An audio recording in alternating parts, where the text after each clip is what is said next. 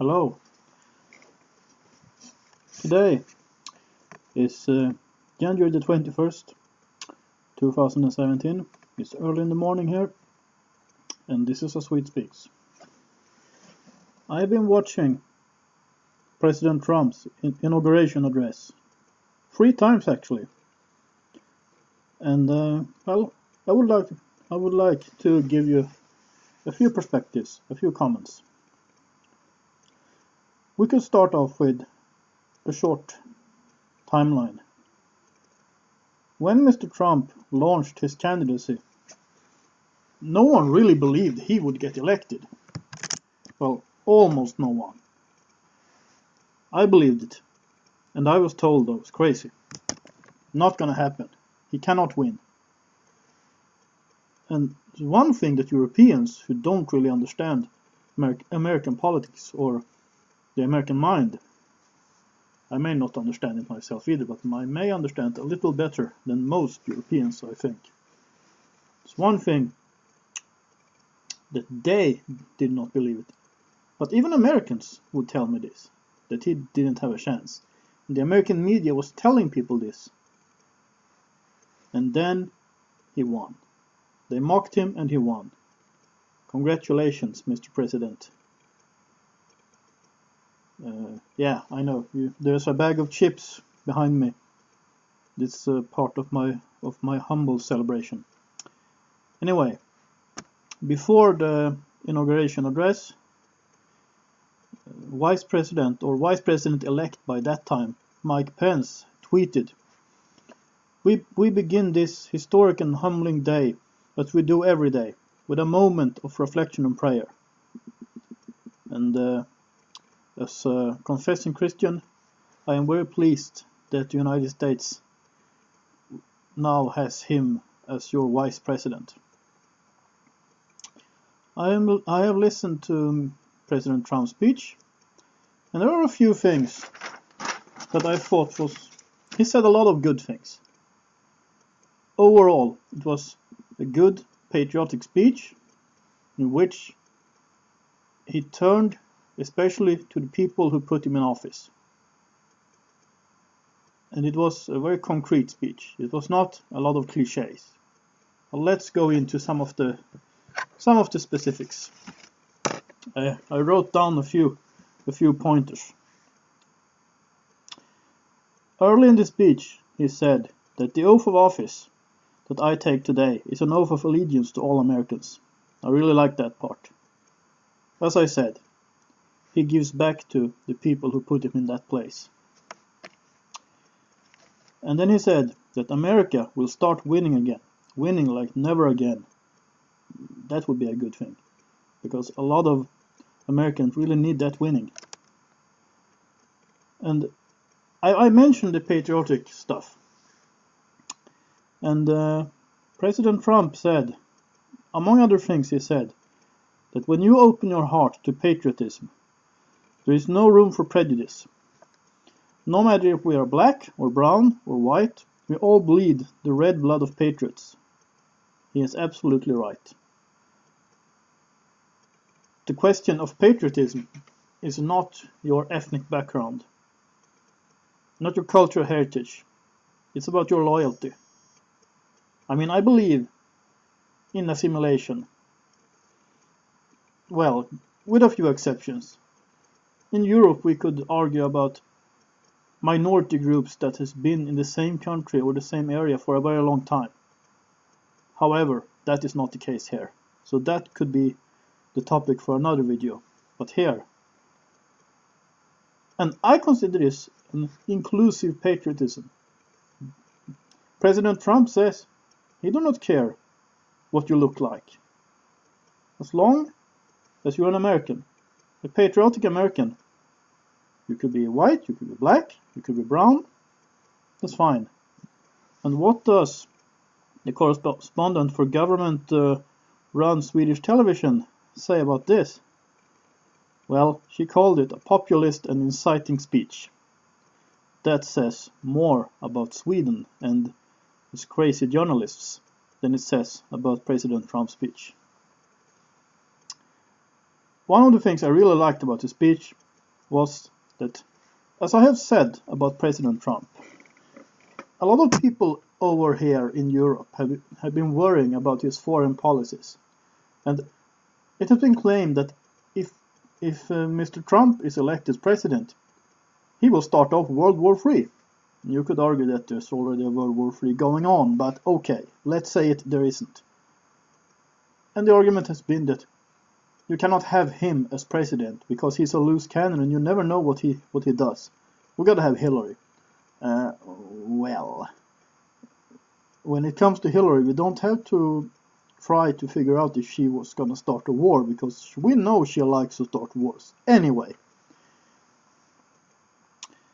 at the same time, President Obama has had serious problems about IS, Daesh, the Islamic State, which he all the time called ISIL, the Islamic State in the Levant. Anyway, and President Obama refused to take the word Islamic terrorism in his mouth, giving some stupid explanation that he wouldn't talk about Christian terrorism either. Well, how many Islamic terrorists are there in comparison to Christian terrorists?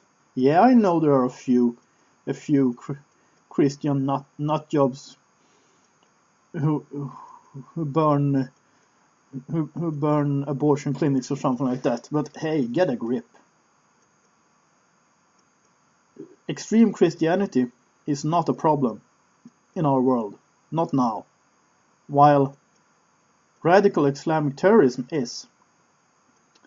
And what did Donald Trump, the 45th President of the United States of America, have to say about this? Well, he said that he wants to unite the civilized world against radical Islamic terror, and that he wanted to eradicate it from the face of the earth. I mean, I used to say that Ronald Reagan is the greatest president of all times of the United States. And that I put Reagan, Thatcher, Winston Churchill, and Gustav Mannerheim. They are like the four greatest statesmen of the previous century. And now we have gotten the greatest. It seems, okay, he hasn't done much yet, but if he lives up to what he is saying, if he walks the walk, Donald Trump will be one of the great ones of our century, of this time. And he said a few other things that I think was interesting and good. He said, among others, that when America is united, America will be unstoppable. I really and certainly hope and think that he will be able to unite America.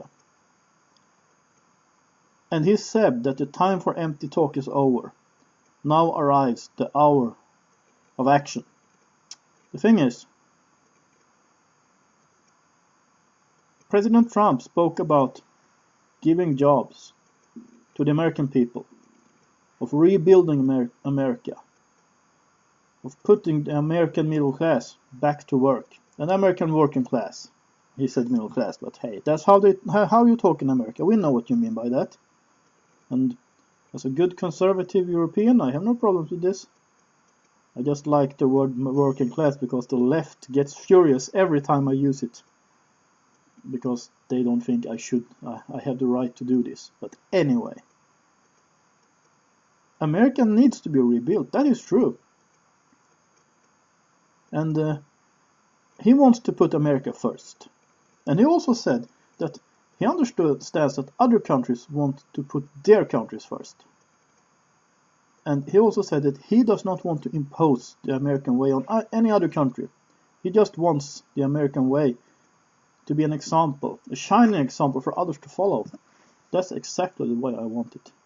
And I am not in favor of a world police, be it the United States, be it France, Russia, China, whoever. I am not. I am in favor of stopping the real evil, which in this case is the Islamic State, and all other organizations that look like it. And I hope that this will be done. And if this has to be done in an alliance with Russia or China or Assad, then so be it. Just stop them. And I think he means what he says. Because one of the things, did I mention it? I'm not sure. One of the things about us Trumpers, the left, the liberals, the establishment of the Republican Party, and about everyone who was opposed to Trump, they were taking him literally, but not seriously. While us Trumpists, we have all the time been taking him seriously, although not literally. And that's why he won. He struck a chord with the ordinary American people, with all these people living in what the elites call the flyover country. You know, the vast area between California and New York. Even upstate New York would belong to this. The arrogance of the elites, of the left, gave us Trump. And in one way, we have to thank them for it. They made their bed, and we are so happy. And he ended his speech by saying that together we will make America great again. Well, I'm not an American, just an interested, what do you say? I'm watching from abroad with keen interest. And I really hope that everything is gonna fall out well. And I think that you can do it. President Trump, your administration, and the American people. I think you are up to this. And before I finish this, I just have to say one more thing. That this is the end of the post-war period. I heard the expression on Norwegian TV. And I have been saying that last year, with Brexit, with the election of Donald Trump, and with a few other political happenings, was the reversed 1968. And what happened in 1968? 1968, the post-war generation was in their early 20s and late teens. And everything started going really bad. All the cultural radicalism, cultural Marxism, if you want, started to run the society. And President Obama was like a personification of this, with his gender-neutral bathrooms and what have you. Crazy stuff. And the people is not just the angry white men, as they say. It's American women, African Americans, Hispanics, all said enough is enough. Like the British voters in Brexit, like the Italians, and like the French likely will say this year, enough is enough. So, this is the beginning of a new time, and I am looking forward to it. This is A Swede Speaks. Have a nice day.